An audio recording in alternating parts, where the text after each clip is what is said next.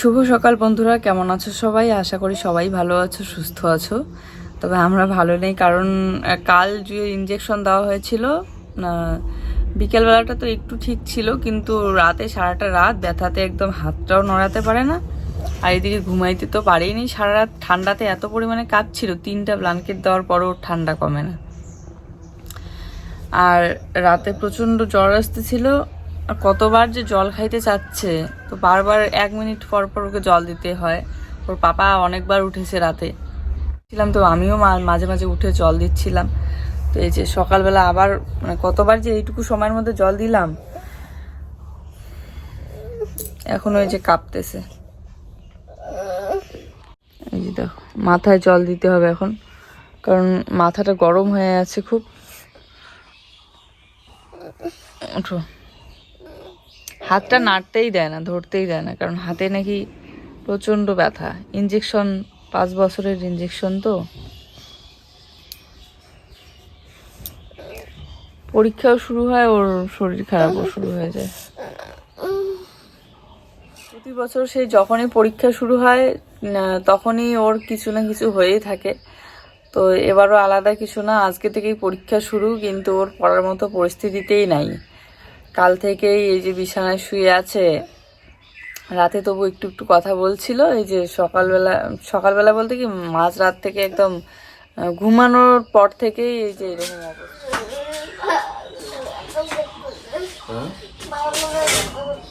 অবস্থা। একটার পর একটা কিছু না কিছু হতেই থাকে। তো এই যে জ্বর একদম মাথায় উঠে গিয়েছে, বলছে মাথাটা ব্যথা করছে মা, সকালবেলা উঠে বলছে। তো এই জন্য আমি তড়িঘড়ি করে মাথায় এই যে ঠান্ডা জল দিয়ে দিচ্ছি। আর দেখবে মাথা যখন খুব পরিমাণে গরম হয় তখন জল দেওয়া ছাড়া আর কোনো উপায় থাকে না। ওষুধ এত খাওয়াই, কিন্তু তারপরেও জ্বরটা কমতে চায় না। আর মাথাটা গরম হলে আর পুরো শরীরটা যদি খুব গরম হয়ে থাকে, তাহলে কেমন একটা অস্বস্তিকর লাগে ভাবো তো। এর আগেও একবার এরকম হয়েছিল, জ্বর একদম মাথায় উঠে যাওয়ার মতো, এতটা গরম হয়ে থাকে মাথাটার পুরো শরীর। তখন কি করেছিলাম, জল দিয়েছিলাম মাথার মধ্যে, তারপর আবার ঠিক হয়ে গিয়েছিল।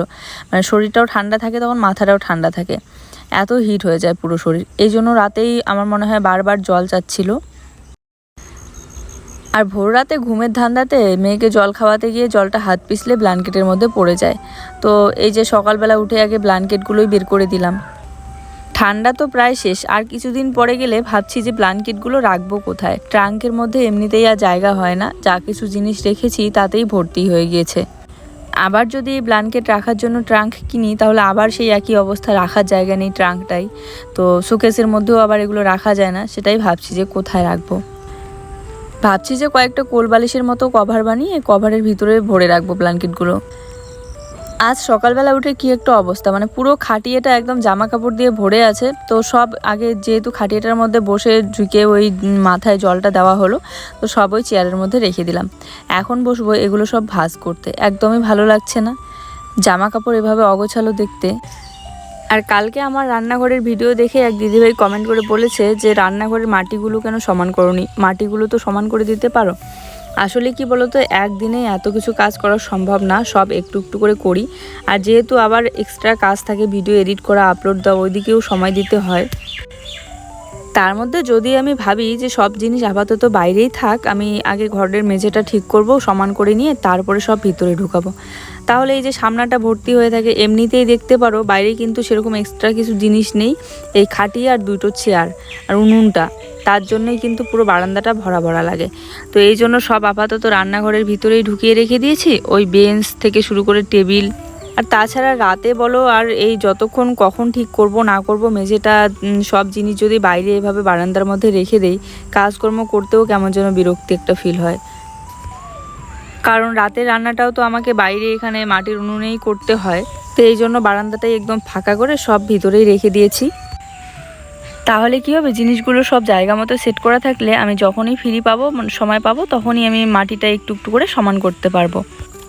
আর এই যে শরীর একটু খারাপ হলেই হাঁটাচলা করতেই চায় না। এই তো জ্বরটা মনে হয় এখন একটু হালকা কমলো জলটা দেওয়ার পর, এখন ওর ঠামের পিঠে উঠে ঘুরে বেড়াচ্ছে। আমি এদিকে ঘর বারান্দাগুলো ঝাড়ু দিয়ে পরিষ্কার করে গুছিয়ে রাখছি। আর একটু পরেই আবার জুয়ের স্কুলের সময় হয়ে আসলে ওর পাপা নিয়ে যাবে আজকে পরীক্ষা দিতে। আর আজকে তো মৌখিক পরীক্ষা, লিখিত হলে তো খুব সমস্যায় পড়তাম, কারণ এই অবস্থায় কি করে লিখবে। তবুও মানে এই ছোটোবেলা থেকে যতগুলো পরীক্ষা দিচ্ছে, ফাইনাল পরীক্ষা বলো আর এমনিতে পরীক্ষা বলো, প্রত্যেকটা পরীক্ষার সময় দেখবে ওর এমন অবস্থা হয়, জ্বর হয় আর আমরা কোলে করে দুজনে মিলে নিয়ে যাই, ওরকমই পরীক্ষা দিয়ে আসে। তবুও কিন্তু ভালোই দেয় পরীক্ষা। যাই হোক, এদিকে এই যে প্লেন শিটটা নিয়ে এসে রেখে দিয়েছে, বাবা আবার বলছে সকালবেলা উঠে যে বেঞ্চটা একটু বাইরে বের করে রাখো, কারণ ওই কাঠের কাজ করছে, ওই যে নতুন পাকা ঘরটা আছে সেই ঘরের জানালার ফ্রেম বানাচ্ছে, তো যখন সময় পাবে তখন ওই বেঞ্চটাতে প্লেন শিট লাগিয়ে রাখবে। অনেকেই বলেছো কমেন্ট করে যে বেঞ্চের উপরে একটা প্লাস্টিক বা ওই টেবিল কভারগুলো যে থাকে সেগুলো বিছিয়ে দিতে বা ওয়ালপেপার বিছিয়ে দিতে, কিন্তু আমি ওয়ালপেপার টেপার কিছুই দিব না, কারণ আমি দেখেছি যে প্লেন শিট দিলে অনেক দিন পর্যন্ত টিকে। যেমন আমার এই টেবিলটা দেখো, কারণ প্লেন শিটের উপর দিয়ে জলটা চলে যায় মোছামুছি করলে, আর কাঠটাতে ভরেও না। আর যদি আমি ওয়ালপেপার বা অন্য কিছু দেই সেটা একদিন হলেও মানে ছিঁড়ে যাওয়ার চান্স থাকে, কিন্তু এটা বছরের পর বছর গেলেও কিন্তু এরকমই থাকে, যতদিন না কিলগুলো জং লেগে নষ্ট হয়ে খারাপ হয়ে যাবে। সকালবেলা জুসোনাকে বিস্কিট খেতে বললাম, ও বলছে মা আমি দুধ চিড়া খাবো। তো চিড়া মুড়ি তো এক বয়াম ভর্তি আছে, বিস্কিটটা এই বয়ামের মধ্যে ভরে রাখছি। তাই ঝটপট ও আবার দোকানে গিয়ে ওই লিকুইড দুধগুলো নিয়ে এসেছে, গরম করে একটু জুয়ের জন্য দিলাম দুধ চিড়া ভিজিয়ে, আর এখানে আমাদের জন্য 1 কাপ করে চা বানিয়ে নিলাম। আর আমার তো বরাবরই ওই 1 কাপে চা খাওয়ার থেকে আমার ভিজিয়ে খেতেই ভালো লাগে, তাই আমিও ভাবছি একটু চিড়া মুড়ি আর বিস্কিট দিয়ে ভিজিয়ে খাবো। এখন বড় হয়েছে তো মেরি বিস্কিটটা আর খেতেই চায় না, দুটোই নিয়ে আসা ছিল। মেরি বিস্কিটটা মানে আজকে শেষ হলো, এই বয়ামের মধ্যে এখন ড্রিমলেটটা ভরে রাখলাম। আর বেঞ্চটা এখন দেখো দেখতে কেমন লাগছে, একটু পরেই দেখবে যখন প্লেন শিটটা লাগানো হবে চকচক করে জ্বলবে, একদম নতুন লাগবে। দেখো কালকে কার আনবো, কালকে কার বন্ধুরা কালকে কার আঙ্গুর। এখন মনে হয় একটু ঠিক লাগতেছে, ওই জন্য পাকা পাকা কথাটা বলতেছো না, ইসে করো। আর কয়েকদিন এক টানা বাবা ওইদিকে কাজ করেই চলেছে, কাঠের কাজ, কখনো টিনের কাজ। আমার ঘরটা কমপ্লিট হলো, এখন জানালার জন্য কাঠের ফ্রেম রেডি করছে।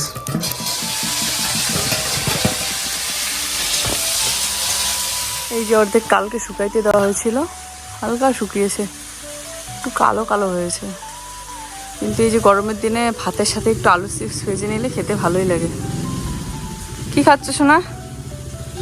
চিপস খাচ্ছ? প্লেটটাই নিয়ে আসছো কেন? নিয়ে গিয়ে রেখে দাও, যাও। খাইতে তো পারবা না, বেশি খাইতে হয় না, পেট খারাপ হয়ে যাবে। ওই তো মুখের রুচিটা নষ্ট হয়ে গিয়েছে না, শখ করে নিয়ে আসলো, কিন্তু 1টার 2টার বেশি খেতে পারিনি আর। তো আজকেও একটু ধোয়াধুয়ি করা বাকি আছে, ভাবছি ঠাকুরের সিংহাসনের পাশে যে এই ঝুড়িটা রাখা ছিল সবুজ রঙের, প্রচণ্ড নোংরা হয়েছে, কালো লাগছে দেখতে, একদম নোংরা হয়েছে ধুলাবালি পরে। আজ একটু বসে বসে পরিষ্কার করে। আর জুই ওর পাপার সাথে গেল স্কুলে, আমি আর গেলাম না, কারণ ওই কোলে নিয়ে যাবে তারপরে নিয়ে আসবে, তো আমি শুধু শুধু আর গেলাম না আজকে, তাছাড়া মৌখিক পরীক্ষা আছে আর ঢুকতেও দিবে না, তো ওই গেল। আর আমার এদিকে কাজগুলো আছে, রান্নাঘরটা এখনো মেঝেটা ঠিকঠাক করা হয়নি। চলো এই যে ধরি, এই লেগে পড়লাম, জানি না কখন হবে, তবে সময় তো লাগে একটু, অনেক দিন ধরে যেহেতু ধোয়াধুয়ি করা হয় না এগুলো। আর রান্নাঘরের জিনিসগুলো মোটামুটি সব ধোয়া হয়েছে, এবারে ওই থাকার ঘরটার এক এক করে বের করে ধুচ্ছি। আর সাবান একটু ঘষে নিলাম, নিয়ে এই যে সার্ফের জল গুলিয়ে নিলাম একটু বালতিতে, একদম ভালো করে ঘষে ধুয়ে নিচ্ছি। 1100 টাকা দিয়ে এই ঝুড়িটা নিয়েছিলাম, অনেক দিন পর্যন্ত গেল, এখনও পর্যন্ত যখন ধোয়া হয় তখন একদম নতুন লাগে, মনে হয় এই সবে বাজার থেকে বুঝি নিয়ে আসলাম। আমাদের এদিকে কিন্তু প্রত্যেকের ঘরে ঘরে এই ঝুড়িটা আছে, আর শুধু আমাদের এদিকে না, অন্যান্য জায়গায়ও দেখেছি আমি, প্রায় যেখানেই যাই সেখানে এই ঝুড়িগুলো দেখি সবার ঘরে ঘরেই থাকে, কারণ এই ঝুড়িটা তো অনেক কিছু জিনিস রাখা যায়, তার উপরে অনেক মজবুত, অনেক দিন পর্যন্ত যায়। কথায় বলে না, যখন যে জিনিসটা চলে, এই একটা সময় এই ঝুড়িটার খুব চলছিল, সবাই এই ঝুড়িগুলো নিচ্ছিল, তখন আমারও খুব নিতে ইচ্ছে করতো, কিন্তু আমি নিতে পারিনি, আমি অনেক দিন পর নিয়েছিলাম এই ঝুড়িগুলো, যখন মানে চল আর কি শেষ প্রায়। তবুও এগুলোর আবার চল কি, নিলে তো জিনিস টিনিস রাখাই যায়, তাই না? এখন একটা স্টিলের বড় ঝুড়িগুলো নেওয়ার কথা ছিল, জুয়ের বাবা বলছে যে থাক আর নিতে হবে না, যে ঝুড়িটা আছে সেটাতেই আপাতত বাসনপত্র রাখো, যখন একবারে নতুন ঘর কমপ্লিট হবে তখন নেওয়া যাবে। জানি অনেকেই আমাদের নতুন ঘরের কাজ দেখার অপেক্ষায় আছো কবে কাজ হবে, তবে ওই যে রডের দাম এখনও কমেইনি, কমলেই কাজ শুরু করে দেব, সেটাই তো ভাবছি।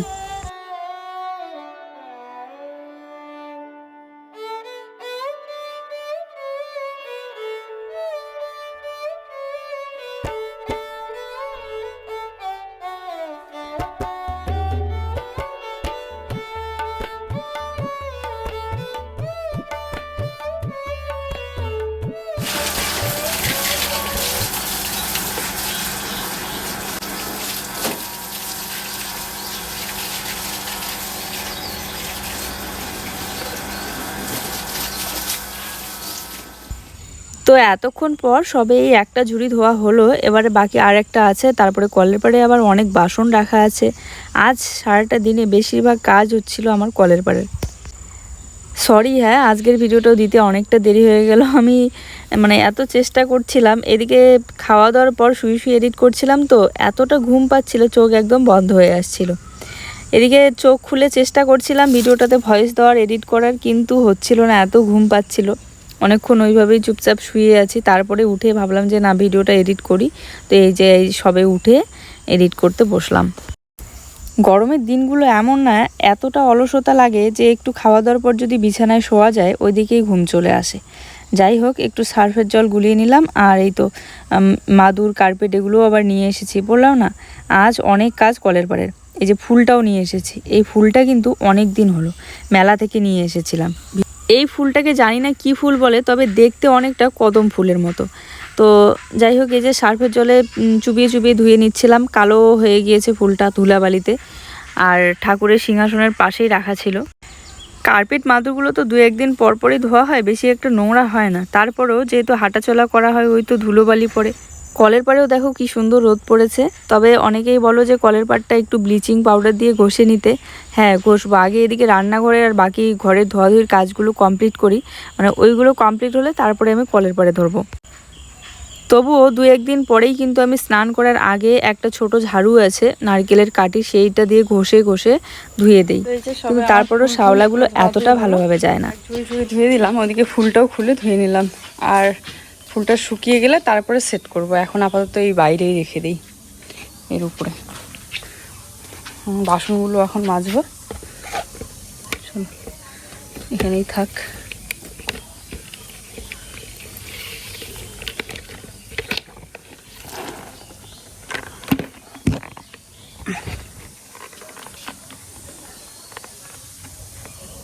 এই দেখো, বিছানার উপর ভর্তি হয়ে আছে, কারণ র্যাক ঝুড়ি যা যাবতীয় জিনিস সব এখানেই রেখে দিয়েছি।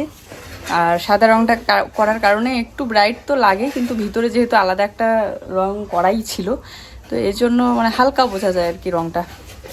তো এখন রান্নাঘরটা একটু একদিনে তো পুরোটাই মোছামুছি করা সম্ভব না, অল্প অল্প করে করব যতটুকু করা যায়। আজ কিন্তু গরমটা বেশ ভালোই। জল নিয়ে এসেছি আর মাটি নিয়ে এসেছি।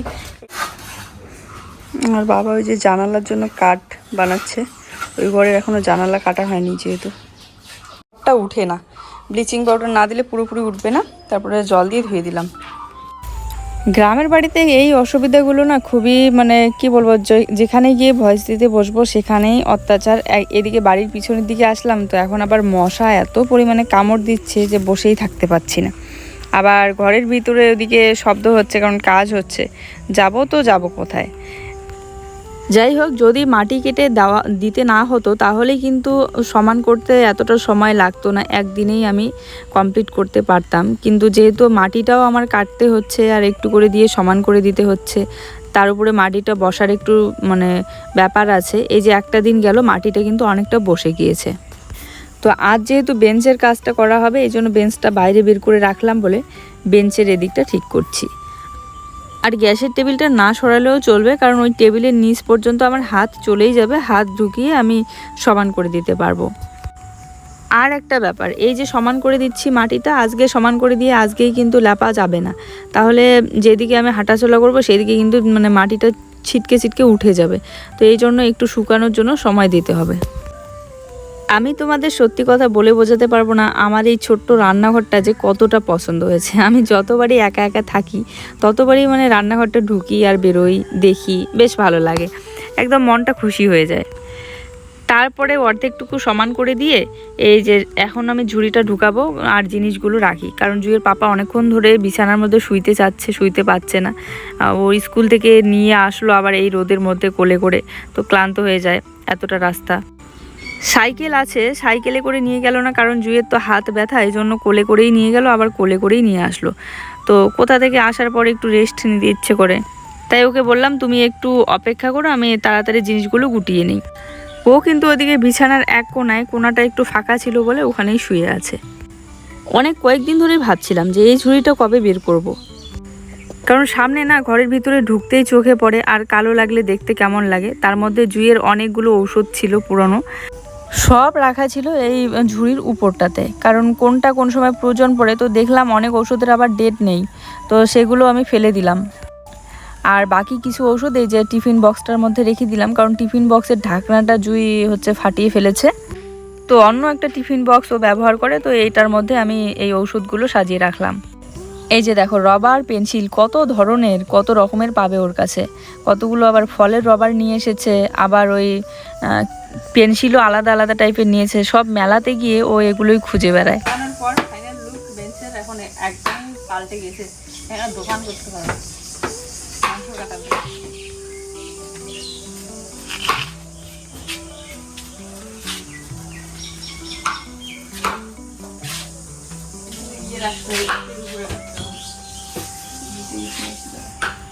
আচ্ছা, এই জিনিসটা আমি কোথায় দেখেছি বলো তো? কোথা থেকে আমার মাথায় আইডিয়া আসলো? হ্যাঁ, এই জিনিসটা আমি দেখেছি একদিন গোকসাডাঙ্গা বাজারে যাচ্ছিলাম, ওই রাস্তার পাশে একটা দোকান ছিল, ব্রয়লারের মাংস কাটার দোকান। সেখানে মাংস বিক্রি হচ্ছিল, আর দেখলাম যে মাংস কাটার পর এক গাদা জল ঢেলে দিল, কিন্তু জলটা সব পড়ে গেল, আর জলের ছিটে ফোটাও টেবিলটাতে আর ভরে নেই, মুছে ফেললেই শেষ। তো তখন আমার মাথায় এই আইডিয়াটা আসে, আর সেখান থেকেই আমি ভাবলাম যে আমিও এইভাবে টেবিলের মধ্যে আর বেঞ্চের মধ্যে প্লেন শিট লাগিয়ে নেব। সেই দুপুরবেলায় স্কুল থেকে আসার পর, মানে পরীক্ষা দিয়ে আসার পর একটু রেস্ট করে ওইদিকে ঘুমিয়ে পড়েছে, এখনো পর্যন্ত উঠেনি, 5:30 বাজে। তো এখন আমি ওকে ডেকে তুলবো, আসলে রাতে ঘুম হয়নি তো এই জন্য ঘুমিয়ে যাচ্ছে। এই জায়গাটা কিন্তু আমি অনেকটা ফাঁকা করে নিয়েছি, এখন অনেকটা ফাঁকা লাগে, আর জানালার এই সাইডটা একটু ফাঁকা করে নিয়েছি যাতে এদিক থেকে আলো ঢুকে। এটা তো আগে নীল রং করা ছিল, এখন নীল রঙের উপরেই সাদা রং করে দিয়েছি, দেখে একটু দেখো একটু লাইট লাগে দেখতে। আর এই যে আমার রান্নাঘরটা, এই বেঞ্চের এই দিকটা শুধু মানে মাটিটা সমান করে নিয়েছি, আর এই দিকটা কালকে সরিয়ে সমান করে নেবো, মানে একটু একটু করে করছি আর কি, কারণ একটু করে মাটি কেটে নিয়ে এসে দিচ্ছি। আর দেখো বেঞ্চটা এখন কত সুন্দর লাগে।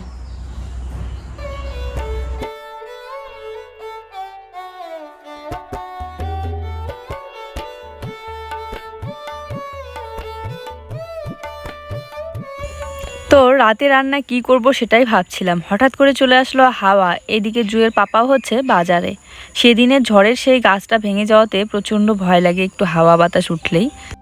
তাই ওকে ফোন করলাম যে বাজার থেকে তাড়াতাড়ি করে কিছু নিয়ে বাড়িতে চলে আসো রাতে রান্নার জন্য। ও আবার বলছে যে আমি বাড়ির সামনেই আছি, তো বললাম ঠিক আছে, আর যেতে হবে না, যা আছে তাই দিয়ে রান্না হবে।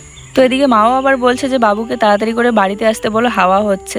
তো অমনি জুয়ের পাপাও চলে আসলো বাড়িতে, আর যেহেতু বাজার থেকে কিছু নিয়ে আসেনি, তো মা বলছে শুটকি মাছ দিয়ে কিছু সবজি বানাও। কিছু সবজি বলতে সেরকম কিছু সবজি তো ঘরে ছিল না, তো আলুটাই ছিল, তো আলুর ডাল বানাবো ভাবলাম। আর শুটকি মাছ দিয়ে আলুর ডাল তো আমার বরাবরই ভালো লাগে। তো আমি একটু জুইকে বই পড়াচ্ছিলাম সন্ধ্যাবেলাটা, আর ওই দিকে আমাকে আলুটা কেটে দিল। আর আজ নাকি আলুর খোসা সহ আলুর ঝোল খাবে, তো খোসা সহ একদম যেমন করে ভাজা করলে কুচি কুচি করে কাটে সেরকম করেই কেটে দিল। তারপরে আমি কিন্তু এখানে পেঁয়াজ, তারপরে কাঁচা লঙ্কা আর রসুনটা ভেজে নিলাম। শুটকি মাছটা আগে ভেজে তুলে রাখলাম, কেননা শুটকি মাছটা না হলে বেশি ভাজা হয়ে যাবে, পেঁয়াজটা কম ভাজা থাকবে, তো এই জন্য তুলে রেখে তারপরে পেঁয়াজটা ভেজে শুটকি মাছটা অ্যাড করলাম। আর তারপরে এখানে আলুগুলো দিয়ে দিলাম, এগুলো কিন্তু খোসা সহ কেটেছে ও। এই আলুর ঝোলটা কড়াইয়ের মধ্যে যদি মাটির উনুনে রান্না করতাম বেশি স্বাদ হতো, এখানেও ভালো লাগে, কিন্তু এখানে একটু নাড়াচাড়া করতে ওই অসুবিধা হয় আর কি। আর মাটির উনুনে রান্না করলে আমি কি করি, একদম গলিয়ে দিই আলুটাকে, এখানে নাড়াচাড়াই করতে পারছিলাম না ঠিক মতো। তো বন্ধুরা, আকাশটা খুবই খারাপ, কারণ হাওয়া হচ্ছে। তো এই যে ঘরের মধ্যে রান্না করে নিচ্ছি, হাওয়া হচ্ছে যেহেতু কোন সময় আবার মানে উনুন নিভে যায় বাইরে, আর ভিতরে ঢুকে রান্না করতে চাইলাম, ও বলছে থাক লাগবে না, কারণ ওই উনুনের ধোঁয়াটাতে না জিনিসটা খারাপ হয়ে যাবে। তো আকাশের এমন পরিস্থিতি দেখে আমি ভাবলাম ইন্ডাকশনের মধ্যে করে নিই, আর 2 দিন তারপরে কিন্তু ইন্ডাকশনটা আমি বাইরে বের করবো, মানে আমার নতুন রান্নাঘরটায়। তো আজকের দিনটা কোনোরকম এখানেই করে নিই, আজকের দিন বলতে যতদিন আমাকে বের করা না হবে, যে কয়েকটা দিন আছে। ভাত আছে দুপুরবেলাকার, এই জন্য ভাতটা আর বানাবো না, শুধু সবজিটাই তো বাবার জন্য আর আমাদের জন্য একসাথে এই যে বানিয়ে নিচ্ছি। আর ঘরে এই রান্না করলে এই একটা অসুবিধা, সত্যিতেই টিভিটা নষ্ট হয়ে যাওয়ার চান্স আছে, এর জন্য তাড়াতাড়ি বের করার চেষ্টা করবো ইন্ডাকশনটা। তো এই যে জল আনতে আবার রান্নাঘরে গেলাম। আর কি বলতো, আমি যে ওড়নাটা ব্যবহার করছি মানে পরে আছি, এটা কিন্তু জুই সোনার ওড়না, যখন যেটা হাতের কাছে পাচ্ছি, কারণ আমারগুলো আমি আর খুঁজে পাই না, জুইয়ের জন্যই। ও সারাক্ষণ এই যে শাড়ি পরে। আলুটা সেদ্ধ হয়ে গিয়েছে, একটু কষিয়ে নিচ্ছি, কষিয়ে নিয়ে তারপরে ঝোলের জন্য জল দেবো। বেশি একটা ঝোল করব না, ওই হালকা আর কি, যাতে ভাত মেখে খাওয়া যায়। আর দুপুরবেলাকার ডিমের ঝোলও আছে একটু। তো এই যে আমার রান্না এখানে কমপ্লিট, শুটকি মাছ দিয়ে আলুর ঝোল। তো বাবাকে সবজিটা তুলে দেই, ভাত তো দুপুরের আছে, এই জন্য ভাত আর বানালাম না। চলো